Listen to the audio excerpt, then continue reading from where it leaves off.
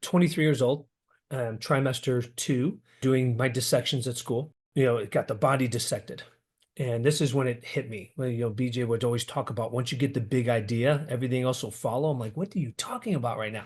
So I'm reading the history books, but I had my hands in a cadaver and I'm holding the sciatic nerve. And I call my instructor over. This dude was a walking encyclopedia. He would have dated Siri, right? This dude was smart. And so super sharp dude. I love this guy. He's still around. Real quick, I understand construction. I built houses. I built my offices. I get it. Plumbing, electrician. I used to be a contractor with my father. Like I get structure. I get structure. And so Yeah. we have a plumber. We have an electrician. It's all inside of us. All right. And so I'm holding the nerve and I said, where's the electricity come from? And he looks at me. I said, seriously, when this thing was alive at 268 miles an hour, there was electricity firing through that nerve. Where's the Yeah. generator? Where's the generator?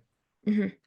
And he looks at me with his fascia on his hands, right? And so he looks over at me and he's like, Eddie, I've been doing this 26 years, man.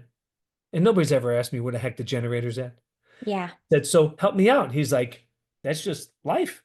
Mm. It's the first time this word ever left my mouth in my entire life. I said, that's God.